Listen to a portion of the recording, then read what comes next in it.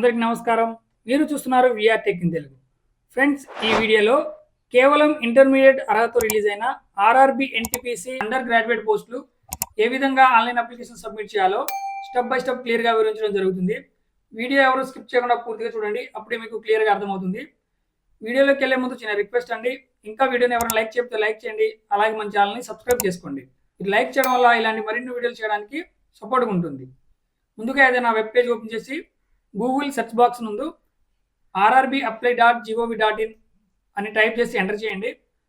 ఈ విధంగా RRB official page open అవుతుంది. ఇక్కడ అప్లై మీద క్లిక్ చేస్తే create an account, already have an account అని ఉంటుంది. మీరు కొత్తగా అప్లై చేసుకుంటుంటే క్రియేట్ అన్ అకౌంట్ మీద క్లిక్ చేసి ఈ విధమైన పేజ్ ఓపెన్ అవుతుంది. ఇక్కడ మీ డీటెయిల్స్ ఎంటర్ చేయండి. కొత్తగా అప్లై చేసుకునే వాళ్ళు రిజిస్ట్రేషన్ ఏ విధంగా చేసుకోవాలో ఇన్ఫర్మేషన్ మన ఛానల్లో ఆర్ఆర్బి గ్రాడ్యుయేట్ పోస్టులు ఏ విధంగా అప్లై చేయాలో చేసిన వీడియోలో క్లియర్గా చెప్పడం జరిగింది. ఆ వీడియోలో లింక్ డిస్క్రిప్షన్లో ఇస్తాను, చూసి రిజిస్టర్ చేసుకోండి.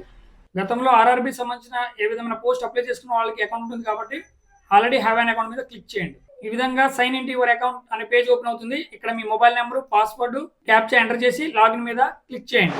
ఈ విధమైన పేజ్ ఓపెన్ అవుతుంది. ఇక్కడ general instruction, online application, application history అనే 3 ఆప్షన్ ఉంటాయి. ఆన్లైన్ అప్లికేషన్ మీద క్లిక్ చేయండి. ఇక్కడ ఆర్ఆర్బి నుండి రిలీజ్ అయిన నోటిఫికేషన్ కనిపిస్తాయి. మీరు ఏదైతే నోటిఫికేషన్ అప్లై చేసుకుంటారో ఆ నోటిఫికేషన్లో మీరు ఏ జోన్ కింద అప్లై చేసుకున్నారో ఆ జోన్ని సెలెక్ట్ చేసుకోండి. సెలెక్ట్ చేసుకొని I'm not currently debarred by any RRB, RRC అని ఉంటుంది. ఇక్కడ టిక్ మార్క్ ఇచ్చి నెక్స్ట్ మీద క్లిక్ చేయండి. నెక్స్ట్ మీద క్లిక్ చేయగానే ఏదైనా పాపప్ బాక్స్ ఓపెన్ అవుతుంది. ఇక్కడ ఇంటి మీద క్లిక్ చేయండి. ఇక్కడ మీకు ఆల్రెడీ డిఫాల్ట్గా మీరు రిజిస్ట్రేషన్ అప్పుడు ఇచ్చిన మీ పర్సనల్ ఇన్ఫర్మేషన్ ఆటోమేటిక్గా సేవ్ అయి ఉంటుంది. Country name, gender, date of birth, father name, email address, mother name, mobile number ఆటోమేటిక్గా సేవ్ అయి ఉంటుంది. తర్వాత మెరిటల్ స్టేటస్ దగ్గర మ్యారీడ్, అన్మ్యారీడ్ ఉంటుంది, సెలెక్ట్ చేసుకోండి. తర్వాత రిలీజియన్ దగ్గర మీ రిలీజియన్ సెలెక్ట్ చేసుకోండి. మదర్ టంగ్ దగ్గర మీ మదర్ టంగ్ సెలెక్ట్ చేసుకోండి. తర్వాత చూస్ ఆఫ్ లాంగ్వేజ్ ఆఫ్ ఎగ్జామినేషన్ దగ్గర మీరు ఏ లాంగ్వేజ్లో ఎగ్జామ్ రాయాలనుకుంటారో దాన్ని సెలెక్ట్ చేసుకోండి. తర్వాత permanent visible mark of identification 1, permanent visible mark of identification 2 ఉంటుంది. ఇక్కడ 2 చోట్ల మీ మోల్స్ ఎంటర్ చేయండి. తర్వాత కమ్యూనిటీ డీటెయిల్స్ దగ్గర కమ్యూనిటీ ఏది ఉంటే ఆ కమ్యూనిటీ సెలెక్ట్ చేసుకోండి. తర్వాత నేమ్ ఆఫ్ ట్రైబ్ దగ్గర మీ సబ్ క్యాస్ట్ ఎంటర్ చేయండి. తర్వాత సర్టిఫికేట్ నెంబర్ దగ్గర మీ క్యాస్ట్ సర్టిఫికేట్ ఎంటర్ చేయండి.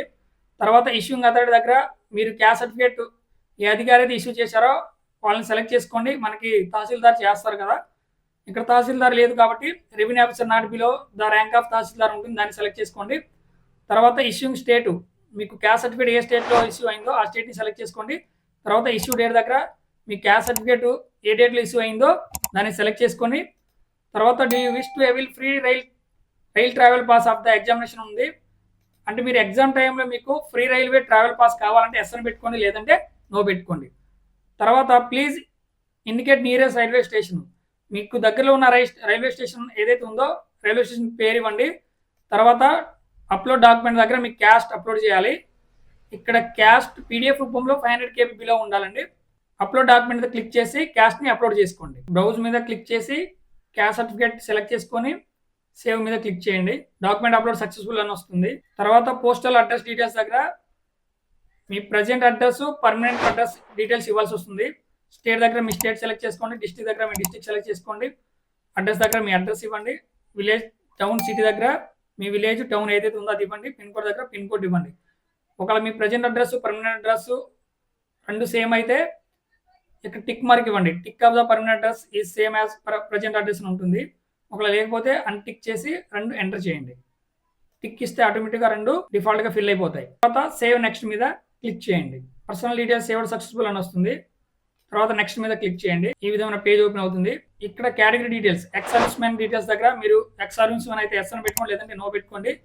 Personal with bench mark disability అని ఉంటుంది. ఇక్కడ మీకు డిజాబిలిటీ ఉంటే ఎస్ అని పెట్టుకోండి, లేకపోతే నో పెట్టుకోండి. డిజాబిలిటీ ఉన్న వాళ్ళు స్క్రైప్ కావాలంటే ఎస్ అని పెట్టుకోండి, లేకపోతే నో పెట్టుకోండి. తర్వాత economically backward class EBC details దగ్గర మీరు ఈబీసీ సర్టిఫికేట్ హోల్డర్ అయితే ఎస్ అని పెట్టుకోండి, లేదంటే నో పెట్టుకోండి. Details of serving railway applicant ఉంది. మీరు ఇండియన్ రైల్వేలో ఎంప్లాయ్ అయితే ఎస్ అని పెట్టుకోండి, లేదంటే నో అని పెట్టుకోండి. తర్వాత కరెంట్ ఎంప్లాయ్ డీటెయిల్స్ దగ్గర ఏదైనా సెంట్రల్ గవర్నమెంట్ కానీ, స్టేట్ గవర్నమెంట్ కానీ, లేదా పబ్లిక్ సెక్టార్ అండర్టేకింగ్లో ఏదైనా వర్క్ చేస్తుంటే ఎస్ అని పెట్టుకోండి, లేదంటే నాట్ అప్లికేబుల్ పెట్టుకోండి. Bank details for refund of fees దగ్గర మీరు ఏదైతే ఫీజు కడుతున్నారో ఆ ఫీజు రీఫండ్ రావడానికి మీ బ్యాంక్ అకౌంట్ డీటెయిల్స్ ఇవ్వాల్సి వస్తుంది. ఇక్కడ name of account holder, account number, enter చేసి ఐఎఫ్ఎస్సి కోడ్ ఎంటర్ చేసి కన్ఫర్మ్ క్లిక్ చేయండి. తర్వాత సేవ్ మీద క్లిక్ చేయండి. అదర్ డీటెయిల్స్ సేవ్ సక్సెస్ఫుల్ వస్తుంది. తర్వాత నెక్స్ట్ మీద క్లిక్ చేయండి. నెక్స్ట్ మీద క్లిక్ చేసినప్పుడు క్వాలిఫికేషన్ డీటెయిల్స్ ఎంటర్ చేయాలి. ఆల్రెడీ నేను ఎంటర్ చేశాను కాబట్టి ఇక్కడ డీటెయిల్స్ ఉంది. ఇక్కడ క్వాలిఫికేషన్ దగ్గర మెట్రికులేషన్ ఆల్రెడీ డిఫాల్ట్ గా సేవ్ అయి ఉంటుంది. తర్వాత మీ స్టేట్ దగ్గర స్టేట్ సెలెక్ట్ చేసుకోండి, డిస్ట్రిక్ట్ దగ్గర డిస్ట్రిక్ట్ సెలెక్ట్ చేసుకోండి. బోర్డు దగ్గర మీ 10th లో ఏదైతే బోర్డులో పాస్ అయ్యారో ఆ బోర్డు ఎంటర్ చేసుకోండి. తర్వాత డేట్ ఆఫ్ రిజల్ట్ డిక్లరేషన్ దగ్గర మీ 10th పాస్ అయిన రిజల్ట్ డిక్లరేషన్ ఇవ్వండి, సర్టిఫికేట్ ఉంటుంది. రోల్ నెంబర్ దగ్గర రోల్ నెంబర్ ఎంటర్ చేయండి. తర్వాత అప్లోడ్ వ్యాలిడ్ మెట్రికులేషన్ సర్టిఫికేట్ దగ్గర మీ 10th సర్టిఫికేట్ ని అప్లోడ్ చేయండి. ఇక్కడ అప్లోడ్ డాక్యుమెంట్ మీద క్లిక్ చేసి బ్రౌజ్ మీద క్లిక్ చేసి 10th మెమోని అప్లోడ్ చేసుకొని సేవ్ మీద క్లిక్ చేయండి. తర్వాత అప్డేట్ మీద క్లిక్ చేయండి. Your education details update successful వస్తుంది. తర్వాత క్వాలిఫికేషన్ దగ్గర 12th ఆర్ ఈక్వలెంట్ లేదా బ్యాచిలర్ డిగ్రీ అడుగుతుంది. ఇది 12th క్లాస్ అప్లై చేసాను కాబట్టి దాన్ని సెలెక్ట్ చేసుకోండి. ఇక్కడ డిసిప్లిన్ దగ్గర క్లాస్ సెలెక్ట్ చేసుకోండి. తర్వాత స్టేట్ దగ్గర స్టేట్ సెలెక్ట్ చేసుకోండి. తర్వాత డిస్ట్రిక్ట్ దగ్గర డిస్ట్రిక్ట్ సెలెక్ట్ చేసుకోండి. తర్వాత బోర్డు దగ్గర బోర్డు సెలెక్ట్ చేయండి, బోర్డు ఎంటర్ చేయండి. డేట్ ఆఫ్ రిజల్ట్ దగ్గర రిజల్ట్ ఎంటర్ చేయండి. You have typing proficiency in English Hindi on computer అని ఉంది.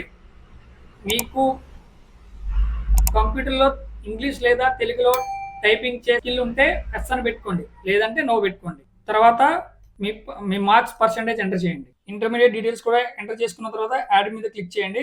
Your education details added successful అని వస్తుంది. తర్వాత నెక్స్ట్ మీద క్లిక్ చేయండి.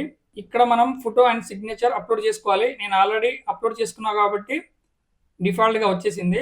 ఫోటో కింద బ్రౌజ్ ఉంటుంది కదా, అక్కడ క్లిక్ చేసి ఫోటో అప్లోడ్ చేసుకోండి. తర్వాత సిగ్నేచర్ దగ్గర బ్రౌజ్ ఉంది కదా, అక్కడ అప్లోడ్ చేసి సిగ్నేచర్ అప్లోడ్ చేసుకోండి. స్పెసిఫికేషన్ ఫర్ ఫోటోగ్రాఫ్ అంటే అప్లోడ్ చేసుకునే ఫోటో 320x240 పిక్సెల్లో ఉండి 30 KB నుంచి 70 KB లోపు ఉండాలి.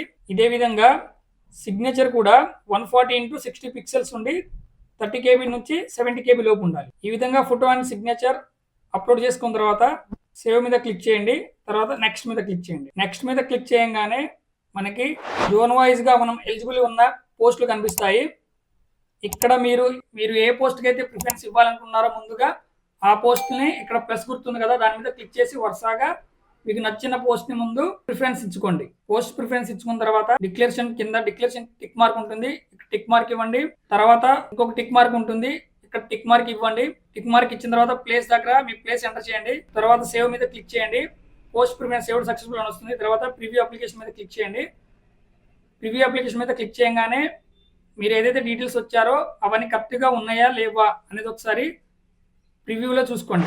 అంతా కరెక్ట్గా ఉంటే ఐ హ్యావ్ రీచ్ ఎక్కడ the about details and found correct అని ఇక్కడ టిక్ మార్క్ ఇచ్చి సబ్మిట్ మీద క్లిక్ చేయండి. లేదు ఏదైనా మిస్టేక్ ఉంటే ఎడిట్ మీద క్లిక్ చేసి ఎక్కడైతే మిస్టేక్ పడిందో కరెక్షన్ చేసుకోండి. నేను ఇచ్చిన డీటెయిల్స్ కరెక్ట్ ఉంది కాబట్టి సబ్మిట్ మీద క్లిక్ చేస్తున్నాను. క్లిక్ చేసిన తర్వాత applicant will not able to make any correction in the online application after submission అనే పాపప్ వస్తుంది. సబ్మిట్ మీద క్లిక్ చేయండి. పేమెంట్ పేజ్ ఓపెన్ అవుతుంది. ఇక్కడ మీ నేమ్, మీ ఈమెయిల్ అడ్రస్, మీ మొబైల్ నెంబర్ ఉంటుంది. తర్వాత ఇక్కడ pay with Roger pay, pay with PayU అనే 2 ఆప్షన్లు ఉంటాయి. మీరు దేంతో పే చేయాలనుకున్నారో దాని మీద ఎంటర్ చేయండి. ఇక్కడ చూసే పేమెంట్ ఆప్షన్ దగ్గర నెట్ బ్యాంకింగ్ ఉంటుంది, వాలెట్ ఉంటుంది, కార్డ్స్ ఉంటుంది, యూపీఐ ఉంటుంది. మీరు దేంతో పేమెంట్ చేయాలనుకున్న దాన్ని సెలెక్ట్ చేసుకోండి. పేమెంట్ అయిపోయిన తర్వాత పేమెంట్ సక్సెస్ఫుల్ అని ఈ విధమైన పేజ్ ఓపెన్ అవుతుంది. మీకు ప్రింట్ కావాలంటే ప్రింట్ తీసుకోవచ్చు, లేదంటే స్క్రీన్ షాట్ కావాలంటే స్క్రీన్ షాట్ తీసుకోండి. తర్వాత బ్యాక్ మీద క్లిక్ చేయండి. ఇక్కడ మనం అప్లికేషన్ హిస్టరీ పేజ్ దగ్గర వెళ్తాము. ఇక్కడ మనకి registration number, post name, application status, payment status, modification status, payment, verify payment, view application, modify payment history ఉంటుంది. మనం అప్లికేషన్ ప్రింట్ తీసుకోవాలనుకున్నాం కాబట్టి వ్యూ అప్లికేషన్ మీద క్లిక్ చేయండి. క్లిక్ చేసిన తర్వాత ఈ విధంగా మీరు అప్లై చేసిన అప్లికేషన్ ఓపెన్ అవుతుంది. కిందకి స్క్రోల్ చేస్తే ప్రింట్ అప్లికేషన్ ఉంటుంది. దాని మీద క్లిక్ చేసి మీరు అప్లికేషన్ ప్రింట్ కావాలంటే ప్రింట్ తీసుకోవచ్చు, సేవ్ చేసుకోవాలంటే సేవ్ చేసుకోవచ్చు. సో ఫ్రెండ్స్, వీడియో అందరికీ అర్థమైంది అనుకుంటాను. వీడియో నచ్చితే లైక్ చేయండి, షేర్ చేయండి.